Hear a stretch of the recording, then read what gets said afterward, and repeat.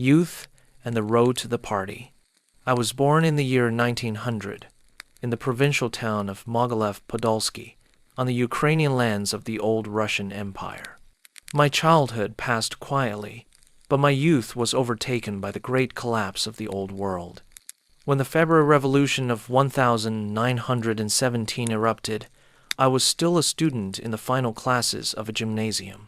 We, the young generation, witnessed how the empire disintegrated in a matter of months. The monarchy fell, authority dissolved, and the order that seemed eternal simply vanished. With the October coup, chaos deepened even further. Ukraine became contested ground. Bolsheviks, nationalists, foreign troops all fought to impose their rule. In early 1918, German forces occupied the region and propped up the rule of Hetman Skoropadsky.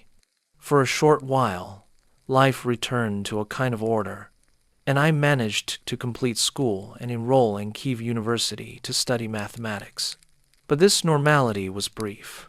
Germany collapsed, its soldiers withdrew, and the country once again sank into revolution and civil war. I was only 18, unprepared for politics, yet history did not ask my permission. During a student demonstration against the closing of the university, government police opened fire without warning. Many were killed. I myself was struck by a bullet in the jaw. Though I survived, I carried the memory of that moment as a harsh lesson. Power was ruthless, and human life cheap. In the following months, I read widely, studying Marxism and revolutionary thought. By 1919, the Civil War raged across Russia.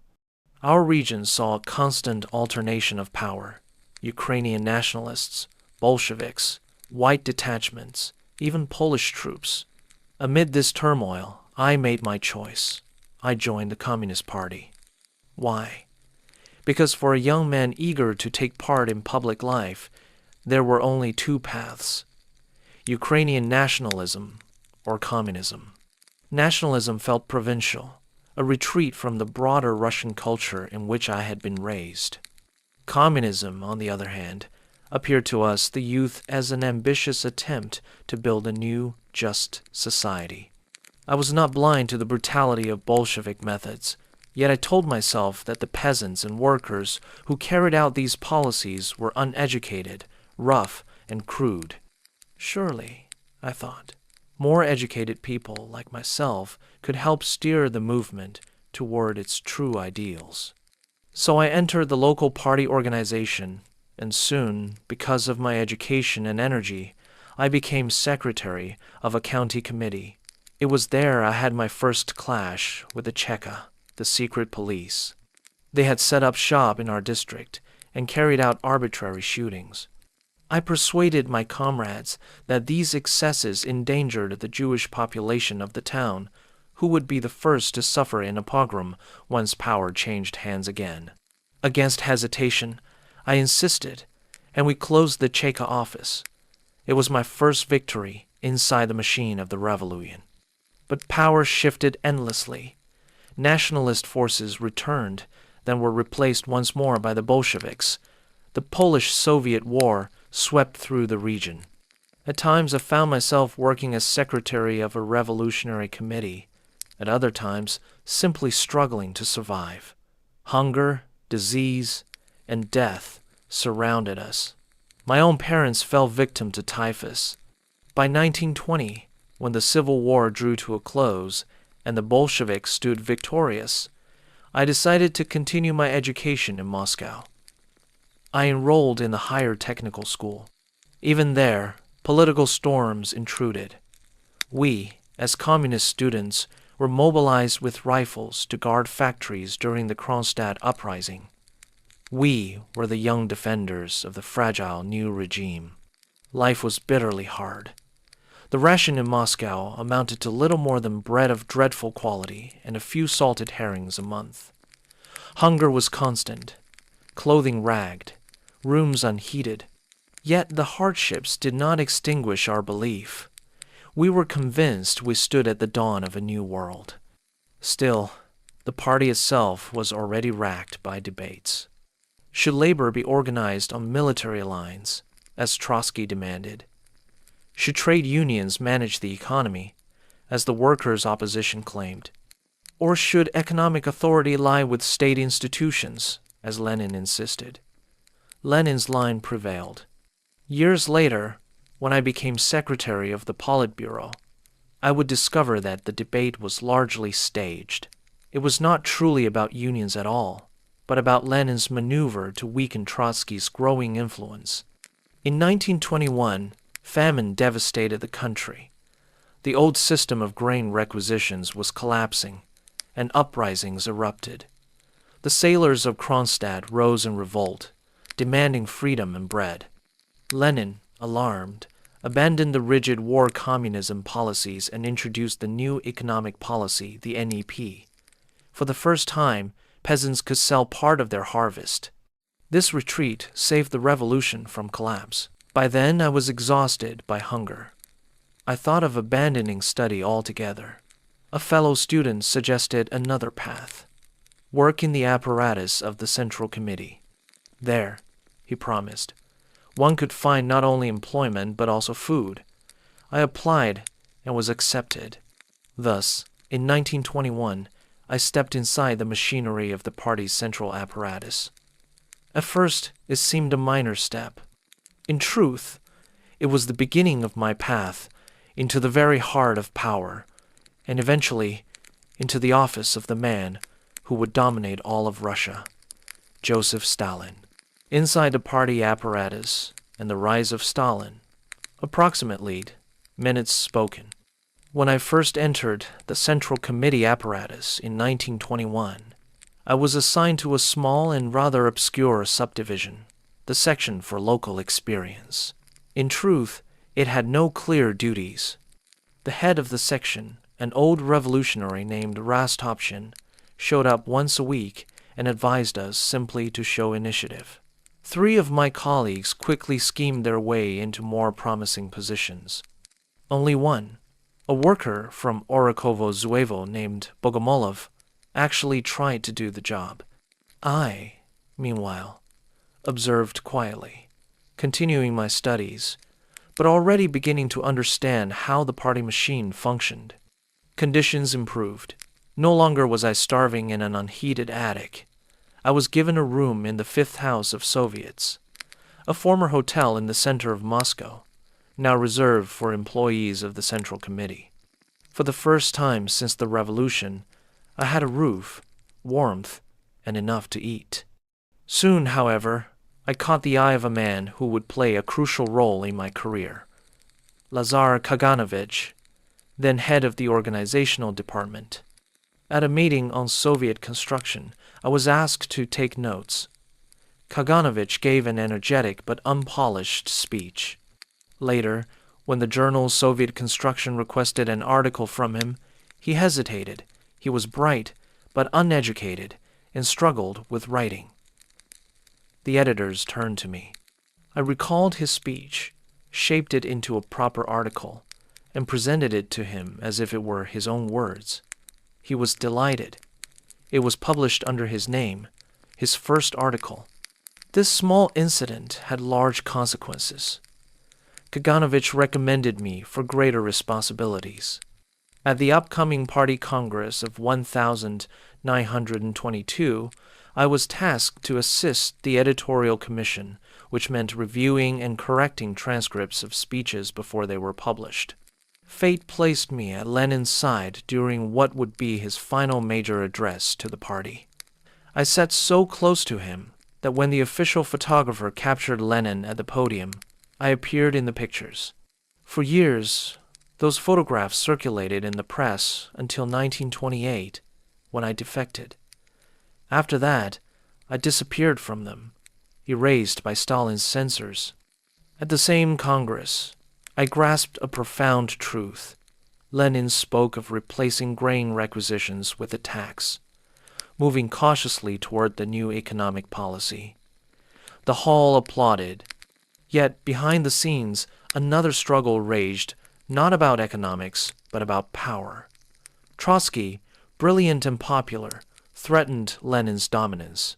Lenin, therefore, deliberately inflated a minor debate about trade unions into a grand controversy, weakening Trotsky's influence. For us young officials, this was a revelation. Lofty ideological battles were often nothing more than weapons in personal struggles. By spring of 1922, I began drafting something bold, a new party statute. The old one, written in 1903 for an underground movement, no longer fit a party in power. With youthful audacity, I rewrote it from top to bottom, creating a parallel text that compared the old clauses with my new proposals. I brought it to Kaganovich. At first, he was stunned who was I, a two-year-old with just 3 years in the party, to alter its sacred charter? Yet as he read, he grew intrigued. He took me to Vyacheslav Molotov, then the second secretary of the Central Committee. Molotov, too, questioned me, tested me, and finally admitted the draft was excellent. Together, they brought me before Stalin. It was my first meeting with the General Secretary. He was still little known outside the apparatus, but inside, his power was already growing. Like the others, he asked, "Did you truly write this yourself? Do you understand the implications?" I answered that I did, and explained how the changes would strengthen the party's authority. Stalin listened carefully, and then, without hesitation, picked up the direct line to Lenin. "Vladimir Ilyich," he said, "we here in the Central Committee have concluded that the party's old statute is outdated. It was written for a party underground. Now we are in power. We have drafted a new version." Lenin, gravely ill yet still sharp, agreed. He instructed that the proposal be sent to the Politburo. Thus my draft became the basis for the new party statute of 1922. A commission under Molotov, with Kaganovich and others, finalized it, and in August it was approved by a party conference. I, at barely 22 years of age, had authored the document that would define the rules of the ruling party of the Soviet Union. This achievement marked me out. I was no longer a minor clerk. From then on, Molotov and Kaganovich drew me into the work of numerous commissions. I discovered my talent for drafting resolutions and formulating decisions with precision. Meetings that might otherwise drag on for hours often ended when I proposed a phrase that captured the consensus. "You saved me hours of work, Comrade Bazhanov," Molotov told me. I also compiled the Handbook of the Party Worker, a codified collection of party directives, so local officials could navigate the endless flood of circulars. That volume, reissued year after year, became a standard reference. Through these tasks, I was slowly drawn deeper into the apparatus. By the end of 1922, I was appointed secretary of the Organizational Bureau, the Orgbureau, one of the most powerful bodies of the party. My role was no longer peripheral. I was now inside the very core of the machine. It was here, in the Orgbureau, that I witnessed at close range the decisive transformation of the party and the silent rise of Joseph Stalin. The Orgbureau and the struggle for power. By early 1923, I was serving as secretary of the Orgbureau, the Organizational Bureau of the Central Committee. This was no mere technical post. The Orgbureau, though formally ranked below the Politburo, had immense practical power. Its main task was the appointment and reassignment of party officials across the country. In other words, it controlled careers, and with careers, loyalty. Whoever commanded the Orgbureau could, step by step, build a majority for himself at future congresses. Officially, the party hierarchy looked like this. The Secretariat, headed by the General Secretary. Above it, the Orgbureau, responsible for organizational matters. And above that, the Politburo, the supreme political authority. But in practice, these boundaries blurred. Through clever manipulation of procedures, decisions of the Secretariat could become decisions of the Orgbureau, and those of the Orgbureau became, unless challenged, decisions of the Politburo. Stalin, as General Secretary, was already learning to exploit this mechanism. The illness of Lenin accelerated the process. After a series of strokes in 1922, Lenin was increasingly sidelined from daily affairs. He still intervened in major issues, dictating notes and letters to the Congress, but the machine of governance began to operate without him. In this vacuum, Stalin quietly consolidated control. Outwardly, he was modest, rarely speaking at length, often deferring to others. But in the Orgbureau, his hand guided the placement of secretaries in provinces, of editors at newspapers, of commanders in unions. Trotsky, Zinoviev, Kamenev, all great orators and theoreticians, ignored these details. They preferred the lofty debates in the Politburo, while Stalin secured the machinery that decided who sat in the hall when votes were taken. From my seat as secretary, I saw this clearly. At meetings of the Secretariat, Stalin sat alongside Molotov and Rudzutak, the other secretaries. But it was Stalin who kept the strings in his hands. His two personal assistants, Kanner and Tovstuka, channeled information from the secret police to him directly, feeding him dossiers on party members. When disciplinary cases reached the Central Control Commission, Stalin's will was already inscribed in the verdicts, though the judges thundered about party morality. I witnessed the double standard. For minor figures, the commission acted independently, punishing theft or misconduct.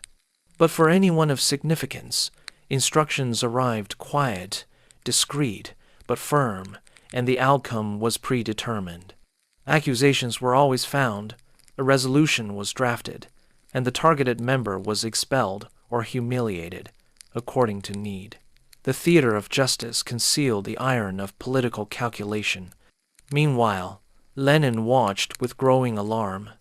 He dictated a series of notes criticizing Stalin's rudeness and warning of the dangers of excessive power concentrated in the hands of one man. These notes, later known as Lenin's Testament, called for Stalin's removal as General Secretary. But Lenin's health failed rapidly, and by March 1923, his voice was effectively silenced. The testament would be read, but never acted upon. Stalin, shielded by allies and by the inertia of the apparatus, remained in place. In this atmosphere, the 12th Party Congress convened. Trotsky was still celebrated as the hero of the Civil War. Zinoviev and Kamenev led the Petrograd and Moscow organizations, and Stalin seemed, at first glance, a minor administrator. Yet the real foundation of power was already shifting. Lenin's own secretariat, his personal staff of typists and assistants, such as Fodieva and Glasser, had once formed a kind of counterweight. But with his illness, their influence waned. Stalin, in contrast, sought to place loyalists not only in the Orgbureau, but also as secretaries to the Politburo itself. His first attempts failed, as some were exposed as incompetent, but he learned, adjusted, and tried again. Day after day, I sat in those rooms, recording decisions, drafting resolutions, watching the balance of power tilt. Trotsky, with all his brilliance, underestimated the machine. Zinoviev and Kamenev, with all their rhetoric, neglected the appointments. Only Stalin grasped that in the new Soviet state, authority flowed not from speeches, but from the control of cadres. For me, a young man in my early 20s, it was like watching history from the inside of the engine room. I saw how the vast party apparatus was slowly bent to serve one man's rise. It was not done with dramatic proclamations or thunderous debates, but with patient, relentless control over every lever of organization. By the end of 1923, the struggle for succession was no longer theoretical. Lenin was incapacitated, the party faced its future without its founder. And within the quiet offices of the Secretariat and the Orgbureau, Joseph Stalin was already winning the battle for that future. Inside the Politburo, Stalin's grip tightens. By 1924, Lenin was gone. His death left the party not only without its founder, but also without the one figure who could arbitrate between rival factions. At first, a collective leadership appeared to emerge. Zinoviev, Kamenev, and Stalin formed a sort of ruling troika, presenting themselves as the heirs of Lenin. Trotsky, the brilliant commander of the Red Army, found himself increasingly isolated. Inside the Politburo, the atmosphere grew heavy with intrigue. Outwardly, debates continued on policies, the pace of industrialization, relations with the peasantry, the scope of the new economic policy. But behind each argument stood calculations of power. Who controlled the provincial organizations? Who had allies in the unions? Who could count on the votes of the Central Committee? Stalin, unlike his rivals, did not waste words. He rarely gave long speeches, but he ensured that when discussions reached the Politburo, the majority of secretaries already leaned his way. It was the apparatus at work. Zinoviev and Kamenev discovered too late that their partnership with Stalin made them dependent, while Trotsky's oratory no longer translated into influence. I, as secretary of the Politburo, sat at the table and recorded everything. The meetings were less dramatic than one might imagine. Cigarette smoke thickened the air, piles of papers covered the desks. Decisions were often mundane. Appointments to provincial committees, budgets for publishing houses, even the allocation of scarce apartments. Yet in these small matters, Stalin's hand was everywhere. He shaped the cadre policy, placed loyalists, removed opponents quietly, and avoided open confrontation until the balance was secure. I remember the personalities clearly. Trotsky, sharp and arrogant, with a quick, cutting wit, often scorned his colleagues. Zinoviev, theatrical and verbose, sought to dominate with speeches. Kamenev was cautious, conciliatory, always seeking compromise. Molotov, disciplined and tireless, functioned as Stalin's indispensable bureaucrat. Bukharin, cheerful and brilliant, represented a softer, more humane vision of socialism, but he lacked the instinct for intrigue. And Stalin? He was the least impressive in appearance, short, pockmarked, his left arm stiff from an old injury. He spoke in a heavy accent, sometimes stumbling over words. Yet beneath that modest exterior lay a mind of steel, calculating, patient, and ruthless. He listened more than he spoke, but when he did, his words carried weight. Gradually, the alliances shifted. Zinoviev and Kamenev broke with Stalin, fearing his growing dominance, and sought an understanding with Trotsky. But it was too late. By then, Stalin had secured the loyalty of the majority of provincial secretaries. The United Opposition, as it came to be known, thundered against bureaucracy and dictatorship. But their protests fell on deaf ears. The party rank and file obeyed the center, and the center obeyed Stalin. At Politburo sessions, I often sensed the futility of debate. The real decisions were made beforehand, in Stalin's office, with a handful of confidants. The meetings themselves served only to ratify what had already been decided. Yet, not all was routine. There were moments of tension, flashes of danger. When Trotsky denounced the rising bureaucracy, his eyes blazed, and for an instant one could imagine the hall of delegates swept up by his passion. But Stalin never confronted him directly. Instead, he quietly arranged for Trotsky's allies to be reassigned, for his proposals to be buried in commissions, for his voice to be muffled until he was isolated, first in Moscow, then in exile. From my vantage point, I realized the full nature of Stalin's method. He did not seek to outshine others in open debate.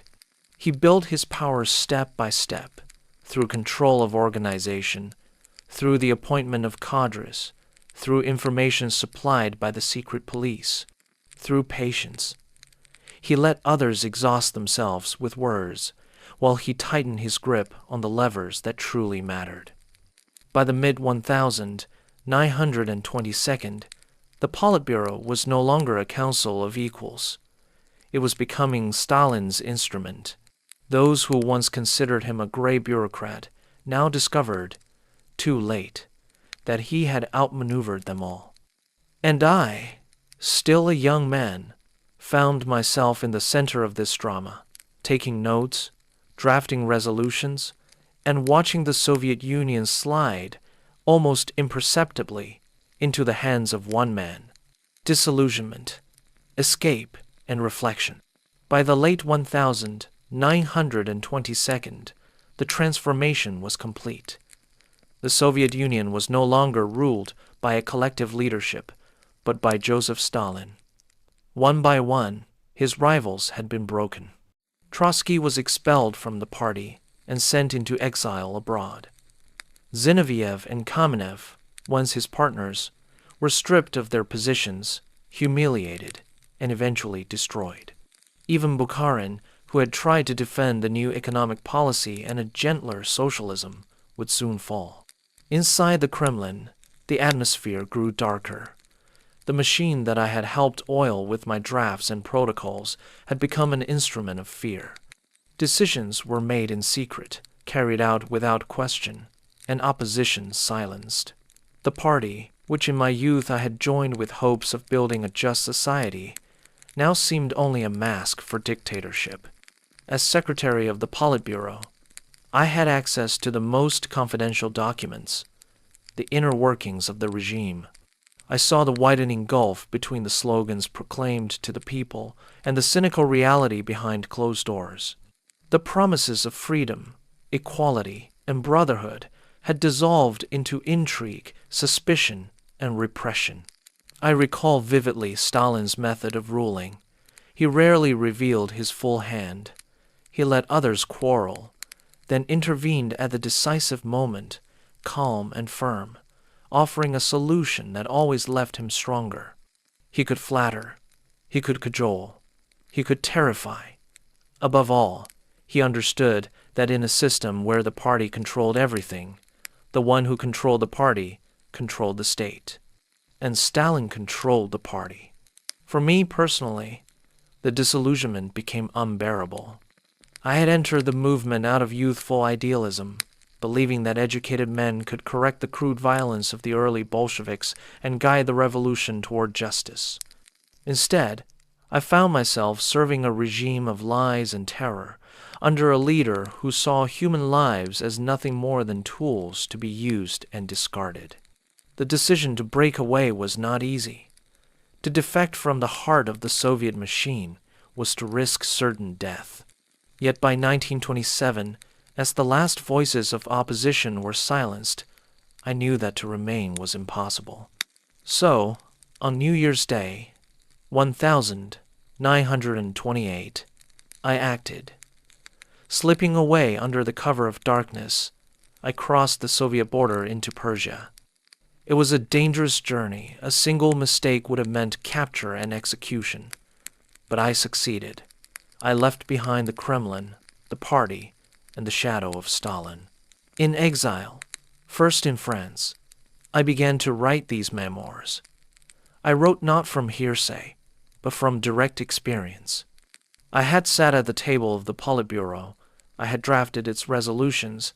I had seen the man who would become one of history's most feared dictators at close range. And I wanted the world to understand the true nature of that system. The Kremlin never dared to dispute my account. They knew it was accurate. Instead, they tried to erase my name from Soviet history, as they erased my image from photographs beside Lenin. But silence was itself an admission of truth. Looking back, I see the tragedy of my generation. We had believed in building a better world. Instead, we helped construct a machine of tyranny. For me, The path from an idealistic student in Kiev, wounded in a demonstration, to a secretary in Stalin's inner circle, and finally to a fugitive across the Persian border, was both a personal journey and a lesson about power. Power, I learned, is not held by the loudest voice or the brightest intellect. It belongs to the one who controls the levers of organization, the appointments, the dossiers, the apparatus. In the Soviet Union, that man was Joseph Stalin, and the world would pay dearly for it.